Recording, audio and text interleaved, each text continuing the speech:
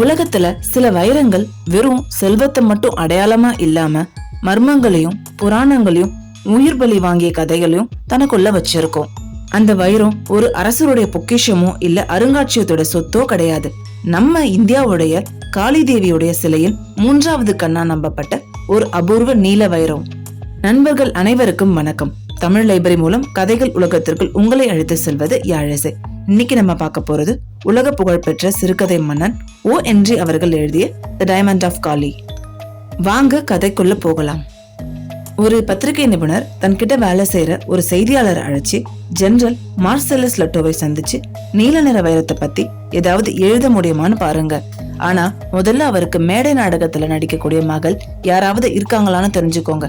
அப்படி யாரும் இல்லனா இத பத்தி கதையா எழுதலான்னு அவரு சொல்றாரு. அன்னைக்கு சாயந்தரமே ரிப்போர்ட்டர் ஜெனரல் லட்லோவுடைய வீட்டுக்கு போறாரு. தன்னை பார்க்க வந்த ரிப்போர்ட்டரை ஜெனரல் அவருடைய வீட்டுல இருந்த லைப்ரரிக்கு அழைச்சிட்டு போறாரு. நீங்க அந்த நீல நிற வைரத்தை பத்தி தெரிஞ்சுக்க தானே வந்திருக்கீங்கன்னு சொல்லி ஒரு சிறிய பாதுகாப்பு பெட்டியை திறக்கிறாரு. அடுத்த நொடி செய்தியாளருடைய கண்கள் வியப்படையுது. உள்ள நீல ஒளி பாய்ச்சும் அற்புதமான வைரம் ஜொலிச்சுட்டு இருந்துச்சு. இது சாதாரண வைரம் கிடையாது. ஒரு காலத்துல இந்தியாவில வழிபடப்பட்ட காளி தேவியோட 3வது கண்ணா இருந்த வைரம்னு ஜெனரல் சொல்ல ரிப்போர்ட்டருக்கு அதை பத்தி தெரிஞ்சுக்கிற ஆர்வம் அதிகமாச்சு. ஜெனரல் வைரத்தை பத்தி சொல்ல ஆரம்பிக்கிறாரு.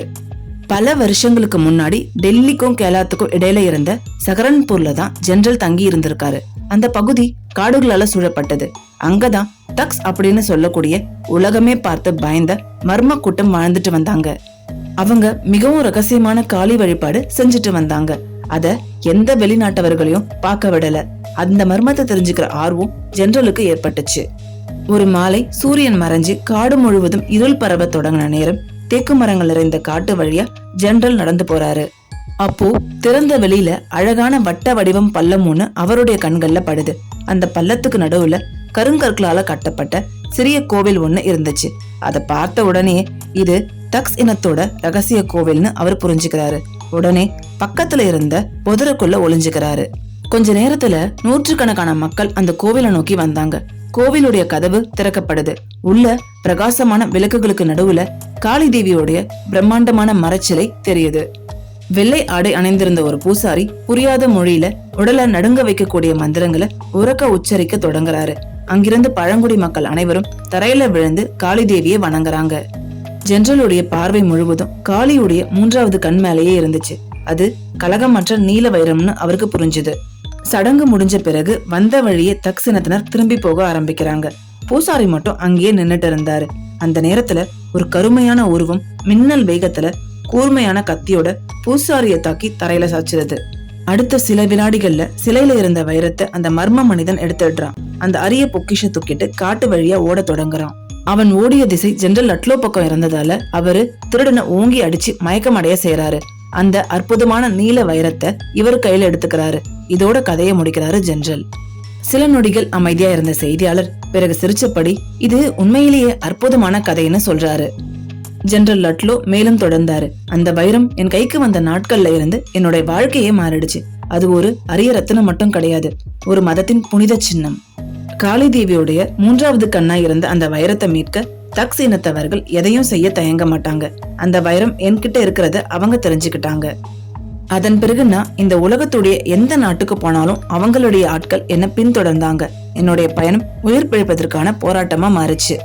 ஒரு முறை லக்னோவுல ஒரு விடுதலை தங்கியிருந்த என்ன அவங்க வேலையாட்கள் போல வேடமிட்டு வந்து என்ன தாக்கினாங்க. ஆனா அவங்க கிட்ட இருந்து நான் தப்பிச்சேன்னு ஜெனரல் சொல்றாரு. இவரு லண்டனுக்கு போன போது கூட தெரு இசை கலைஞர்களா வேஷம் போட்டு இவரை தாக்க வந்திருக்காங்க. ஆனாலும் இவரு தப்பிச்சிருக்காரு. மேலும் ஜெனரல் தொடர்ந்தாரு. அவங்க இப்போ அமெரிக்காவுக்கும் வந்துட்டாங்க. ஒரு மாதத்துக்கு முன்னாடி புதருக்குள்ள இருந்து என்ன தாக்கினாங்க. அவங்க மத நம்பிக்கைய பத்தி எனக்கு தெரியும். அதனால பக்கத்துல மேய்ந்துட்டு இருந்த ஜெஸ்ஸி பர்சு கிட்ட நான் போய் நின்னுட்டேன். என் மேல பாய வந்த 3 தக்ஸுகளும் திடீர்னு நின்னுட்டு அவங்க மண்டியிட்டு பசுவை வணங்கினாங்க. மரியாதையா சலாம் சொல்லிட்டு அங்கிருந்து போயிட்டாங்கன்னு அவரு சொல்றாரு.